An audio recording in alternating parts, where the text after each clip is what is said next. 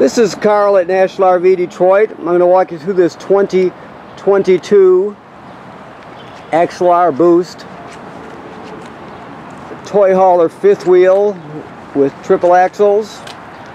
The model number is 37TSX13. So this is not a floor plan video, it's a how-to video. So I'm going to show you some of the features and how they work.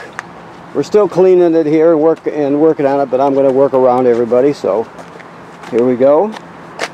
So starting at the door side rear, you obviously have a back awning here with some LED lights on it. Then of course you have a front awning towards the front of it.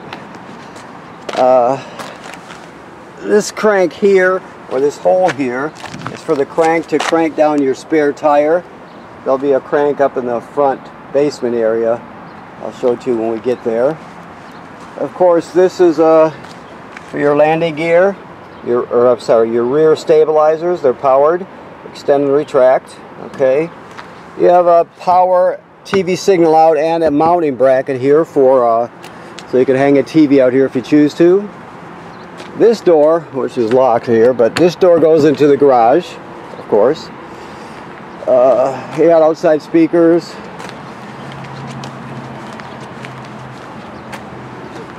Your front awning.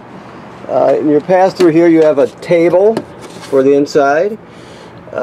We have more things, we'll look at them when we get down there. This is an LP tank behind here. This is your generator, made by Yamaha. You can control it by removing this cover, but there are controls inside that do the same thing. That's where I'll show you when we get inside where those are. So, and there's the exhaust for it right there.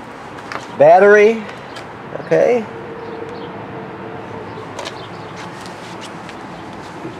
Your other LP tank.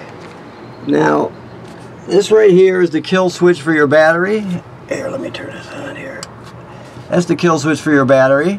You can shut it off just by turning that key. This is the screen that hangs in the back to keep the bugs out.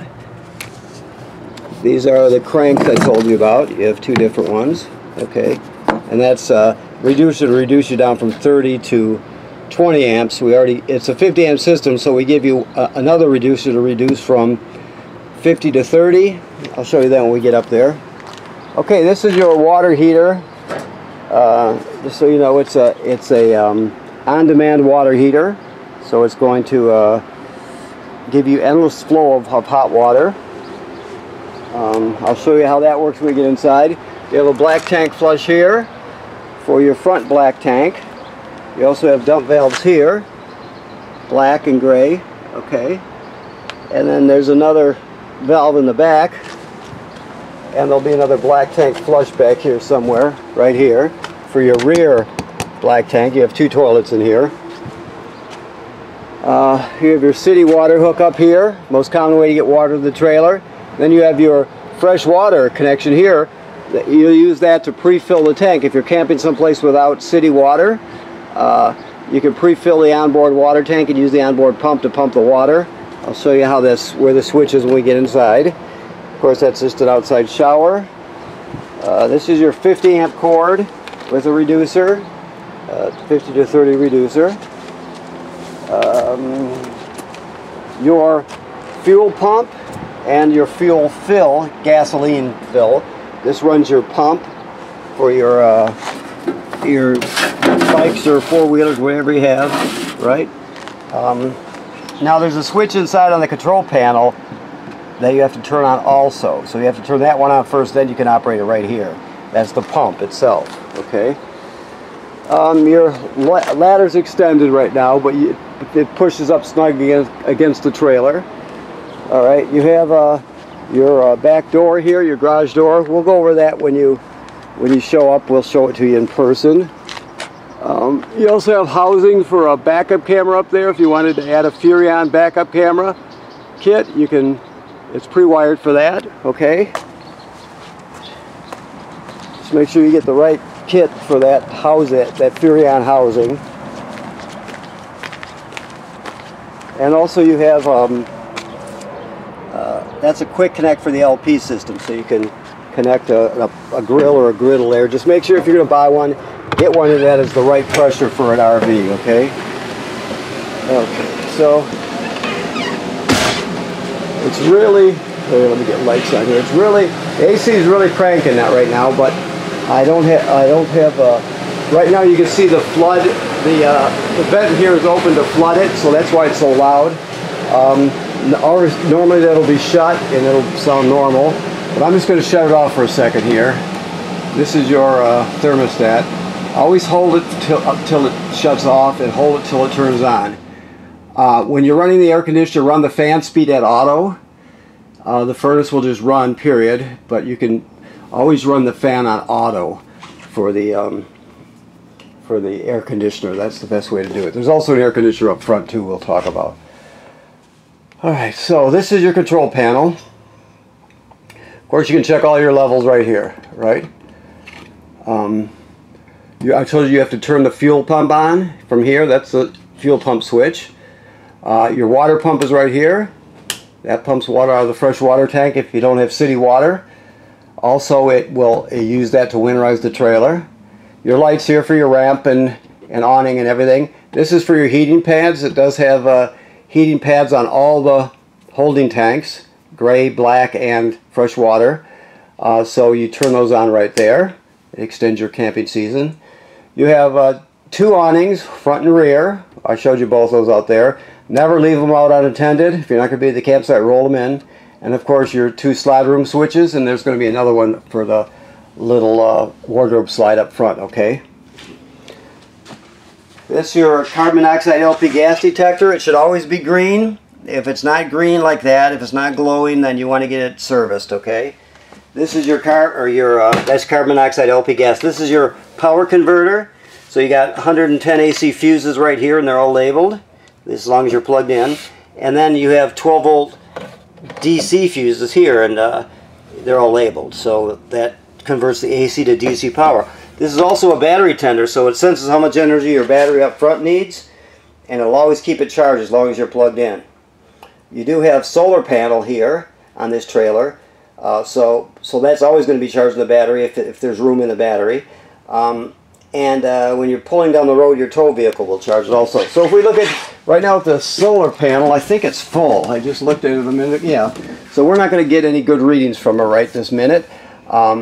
When you get here, we can unplug it for you and let the battery, the level of energy in your battery drop, and it'll go to the normal screens. But when it says FUL and flashes, it's telling you that there's no more room in the battery for storage, so it basically shuts the panel off. As soon as the power drops, you can see it shows totally charged here. As soon as the power drops, it'll be functioning again. To look at the three main functions, the three main readouts, you use this right-hand upper button, and it'll tell you the voltage of the system. Push it again, it'll tell you how much the gain from the solar panel is. It will be this one right there, except it'll say whatever it is on a day like today, 6.3 whatever, depending on the position of the sun in the sky, the weather outside, that sort of thing.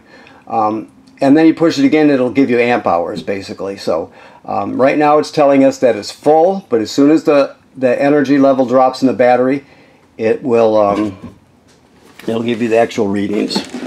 So okay, this is for your generator. You have an automatic transfer switch in this, so it'll automatically switch over. If I start it up, we'll let you start it when you get here. You're just going to prime it and then start it.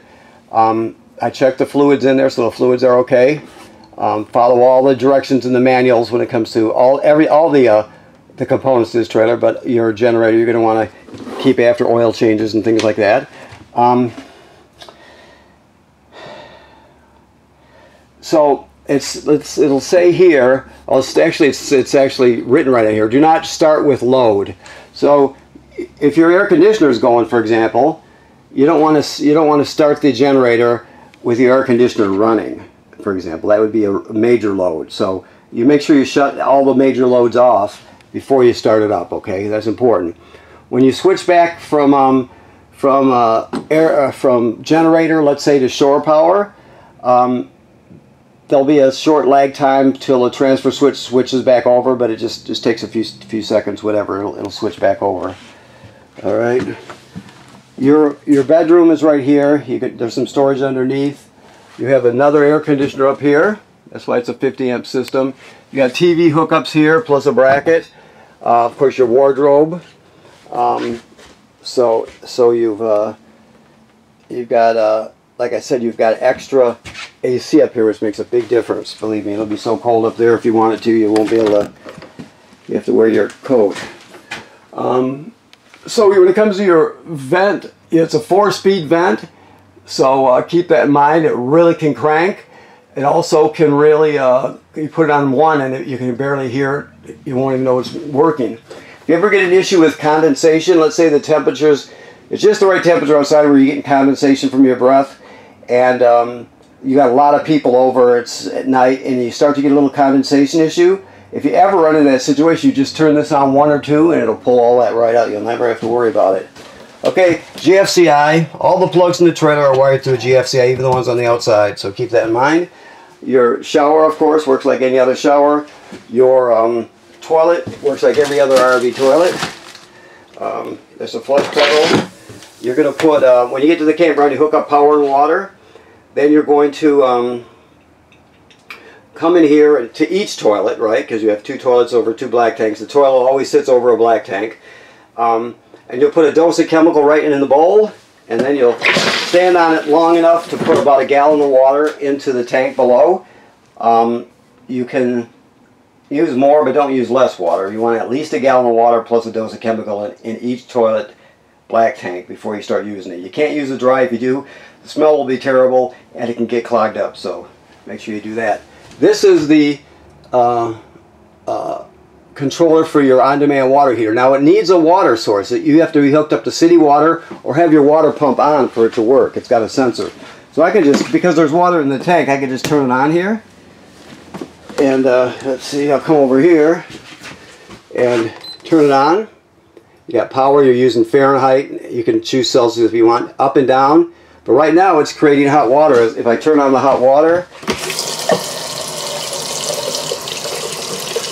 you'll see how long it takes here.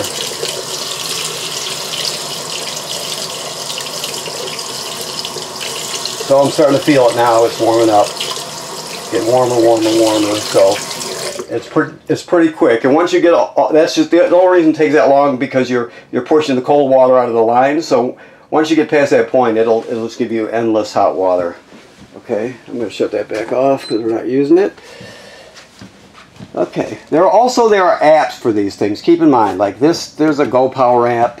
There's a app for your. I believe this one has a. I should actually. There's a. I better be careful. I don't know this panel that well, so I'm not sure if there's an app for it or not, but there may be an app for it. I'll leave it at that anyway. Your keys are hanging right here. You have a loft. Okay. Refrigerator is a 12-volt DC refrigerator. So it runs on 12-volt DC. Just so you know, when you want to winterize your trailer, you have to find the water pump and the line to draw the antifreeze in that's hooked to the water pump. You take this drawer out. To remove them, this side, there's a little black tab here. You push this one down and pull the other one up and it'll slide right off. And right down there is your water pump and your valve and the hose used to draw the antifreeze in. Okay, that's where you find it at. When it comes to your range, it's very simple. You have 3 burners, 3 knobs. You just turn it and spark it. That's simple, right? Let's get some more up here, like so. Shut it off. The oven is the same basic thing, except you're going to go to the pilot light. You depress it. Keep it depressed. There's a pilot light down here at the bottom, all the way to the back. You start sparking it. While you're depressing this, you keep it depressed. You spark with the other hand. Once you see it light, you hold it for another 10 or 15 seconds to heat up the thermocouple. Then go to operating temperature. Right when you shut it off, the flame goes out, and so does the pilot light. So you have to relight the pilot light each time you use the oven. You have a vent and a light here, and your microwave, of course, works like any other microwave. Always travel with this shut. Okay. Pantry. You have a fireplace with a remote. Here's the remote for it right here. There's it right there. Right now you can see it says H, that's high. You can change it to off, low. Let me get back around here. Low, that's the fan speed. High, that's the highest fan speed. So it really kicks like that. And you can also adjust the look of the crystals and all that, right? Like so. And there's also a thermostat and a timer for it. So you have all that. This is your remote for your sound system. The sound system, which is here, it has a AM FM radio. It has Bluetooth, so you can stream wirelessly from your phone or your tablet. It has a USB drive, so you can, put all your albums onto a USB stick and take them with you. This HDMI is an in, so it'll go into the system. If you wanted to go into the system, let's say with a portable Blu-ray player for the refrigerator, you could go right in there if you wanted to. Make it real simple. You have 2 speaker zones. One is inside the trailer, 2 is outside the trailer. So it does pretty much everything you need. This is the digital signal booster for the antenna. So it can shut off, but you always want it on when you're using the antenna. Of course, this plate comes off and goes on your TV. Your ladder for your loft. Let me look around before I go in the back here, make sure I didn't run over anything. So you have rip cords here, right here if you can see them, for your footrest. Okay, one on each side. There might even be one in here too. I'm not sure. Yeah, and there's one here too. So all 3 of them 3 sections operate independently of each other. Okay. Into the back. Let's see if we can get some light here. Right now, this is down. We'll show you how that works, or if you want, it's pretty obvious, but when you pick up, we can put it up and down for you.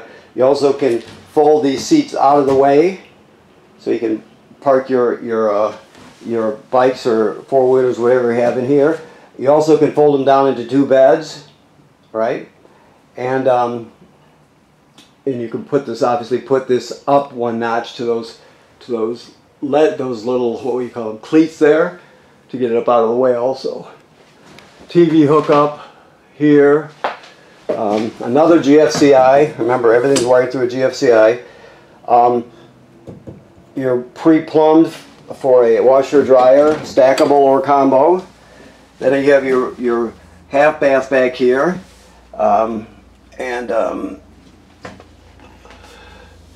it's pretty self-evident. The toilet works the same way the other one does, chemical and water in it.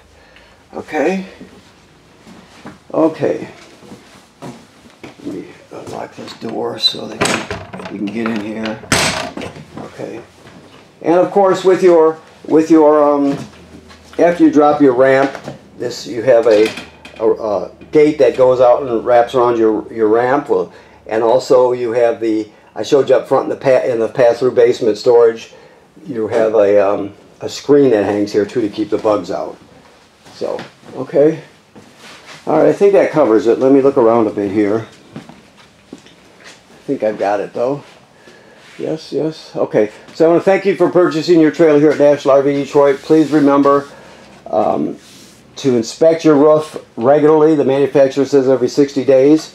So you want to go up there and take a look, make sure there's no cracking or separation where water could get through at any of the sealant, for example. You want to look at all the roofing material and roofing attachments, make sure they haven't been damaged by low branches or road debris. You're just getting ahead of anything that could possibly happen. So you're protecting your investment by regularly inspecting your roof. It should be part of your basic maintenance, okay? So make sure you do that. And also right now, all the antifreeze has been purged from this system. It's been replaced with fresh water, so it's all set, ready to go. It's in camping mode right now. So you're all set till late fall anyway, okay? Thank you very much.